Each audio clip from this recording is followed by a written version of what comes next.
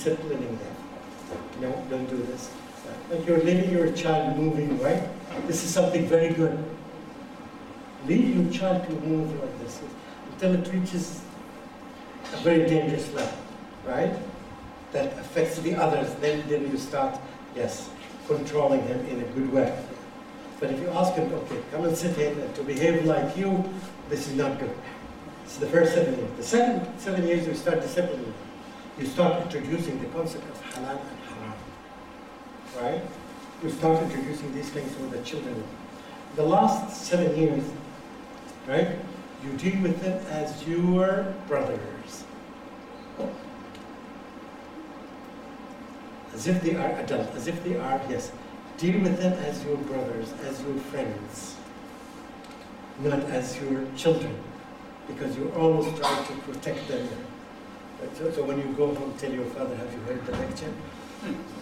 Yeah. Are you his father? No? Where's your father here?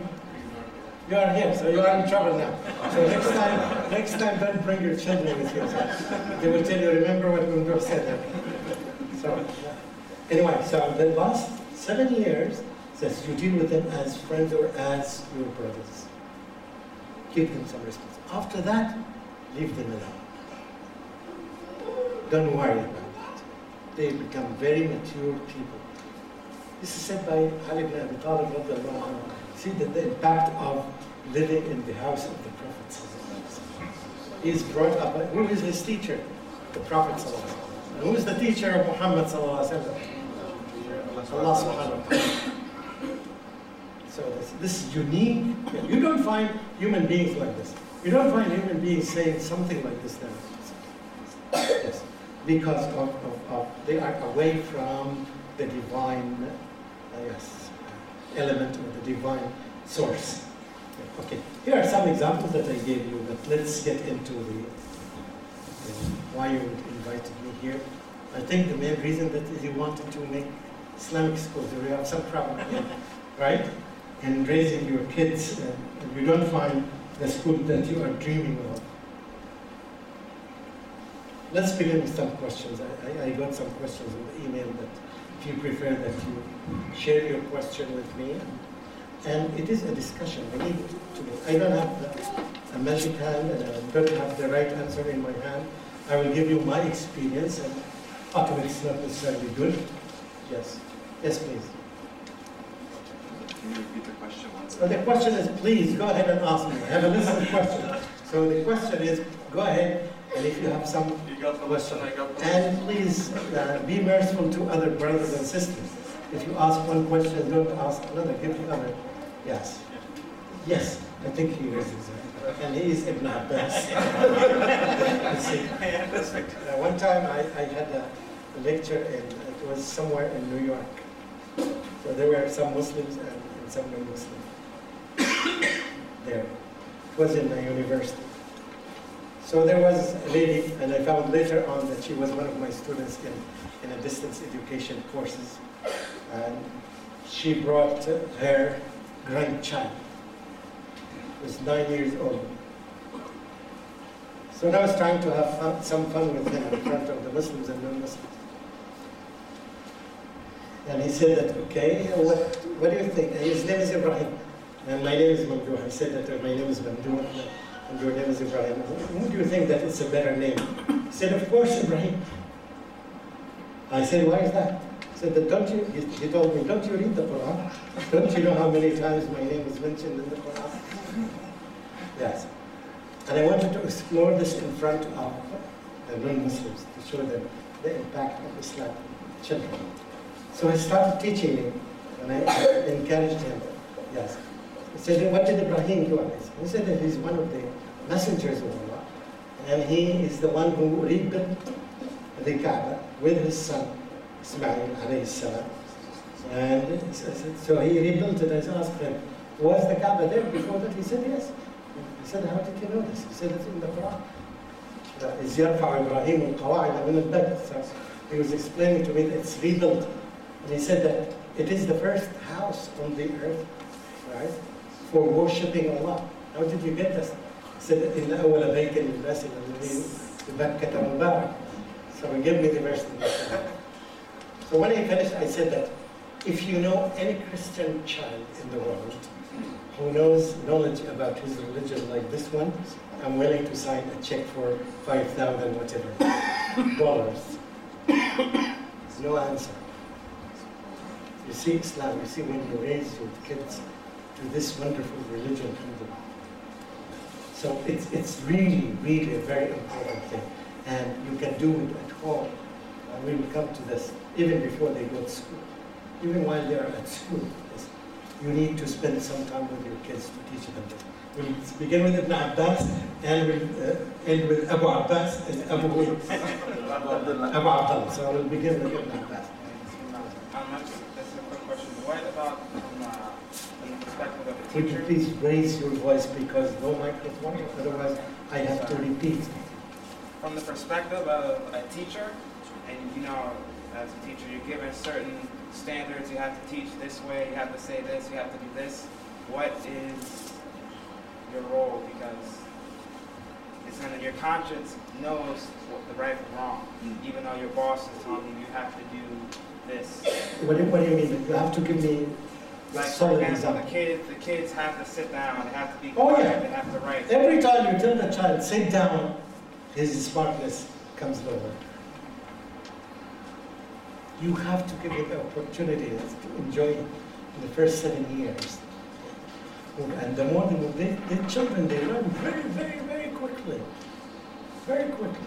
They learn a lot of things from the creation of Allah, in the desert, in the park, and everything. Just let the children, give them opportunities as much as you can to explore. Yes, so the question here is, yes. So do you do what your boss says? And, As I mean, For discipline? to discipline the children? Or, Yes. or let them run You wild? can- I mean, it's you- within line. Okay. Where is Abbas this? is a teacher. What is he doing as a teacher? He's a teacher, I know. Yeah. He's a teacher at what school? No. What's, I mean, is it kindergarten? First grade. First grade. I mean, you made this problem. You have to solve it.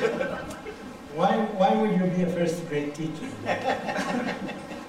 And by the way, to tell you the truth, yes, women are much better than men in teaching kids at young age. But the problem is they took all the jobs in kindergarten and primary, early primary. Now they are going up. They left nothing for men. I'm sorry for the sisters. Anyway. You should be happy that you have a job, by the way. I'm quite sure. Yes. In the next generation, they wouldn't have jobs. I'm serious about this. I'm serious about this. Yes. So you created a problem. You have to solve it. Go to a higher grade and solve the problem.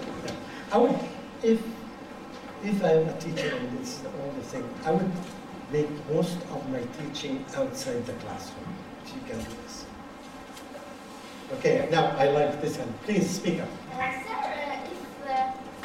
Sir, if your children will not eat, then what will you do? If you what? If your children will not eat, then what will you do? They are naughty because they have naughty children beside them.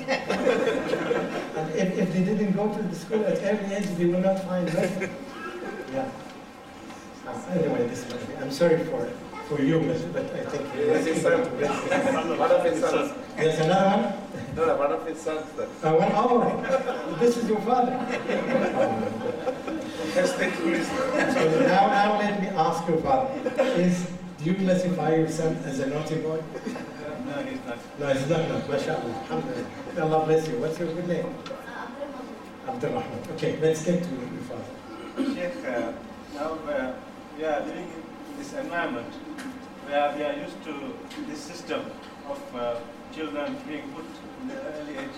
For example, here, when they start, when they reach 3.5, we put them in the kindergartens. Okay. And then, and when you adopt a system which is opposing that, for example, like you said, we start at 7, and we will have lots of problem in enrolling these children in the school, because school they have a system of registering at certain age, it has to go to this level, and lots of problem we might face by if you go against the system which is already adopted in these countries. Okay.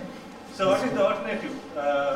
Do we have, Yes. do you deprive our children of going to school, and then we have an alternative, like homeschooling or something like that, to advise? Yeah. That's a good one. I will. First of all, you use some vocabulary. I'd like to repeat it. I said that we got used to this. This is exactly the same statement that's said by people who are addicted to drugs and all types. We got used to this. We got used to smoking. We got used to do this. We got used. Anyway, the first thing is we all the time try to imitate each other. Try to imitate. We imitate each other. If the people are doing this, I'm doing this. If the people are sending their kids to the kindergarten, I'm going to send my kids to the kindergarten. And here is a warning for the sisters, because the sisters is all the time nagging on their spouses. Yeah, okay, we should send that child. We should do this. So, but sometimes it is from the father himself. Now you have these options. Let's say that this is the option that we had in the USA. Islamic schools, and they're not available everywhere, and public schools, and Sunday schools, Sunday Islamic school, Sunday Islamic school, which is trying to fix what happens to the children in public school at the end of the week, and it becomes a disaster. Because of the nature of the curriculum, the teachers are not well trained. Most of the parents think that this would make their kids, okay, some sort of an Islamic one.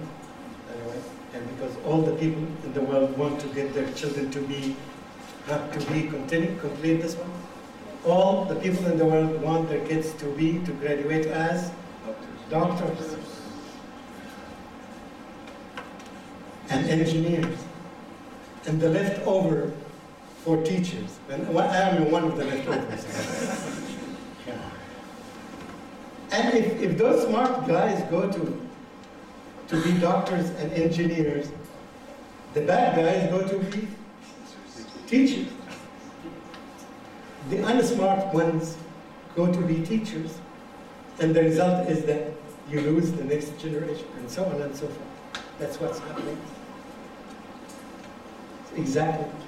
And now to be a good teacher in Dubai or Abu Dhabi, they pay you a lot. Yeah. One teacher just crossed the street from one school to another, they gave him 5,000 dirhams extra. Just crossing across the street. Yeah. Anyway, so, and the fourth option, so we said public school, Islamic schools, and yes, Sunday school, that goes with public school, and the fourth option was homeschooling. Yeah. Most of the people who do, and I thought after living in the West for a long time, and I found that homeschooling is the best option.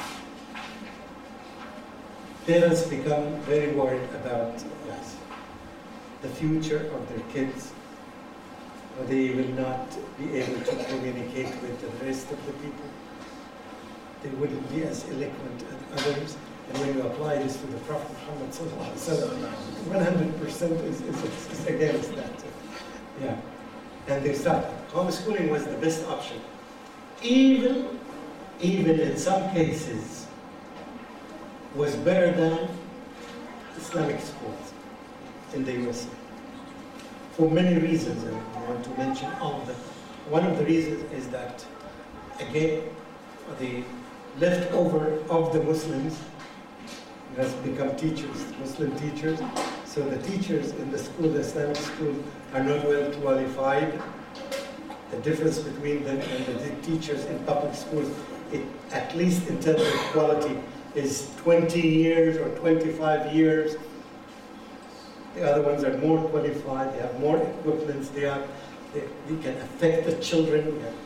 In Islamic schools, we found these cases to happen. And not only that, in Islamic schools, a rich one, like Sheikh Assam has, said, no, my child is in this school, so the school should do this and this and this.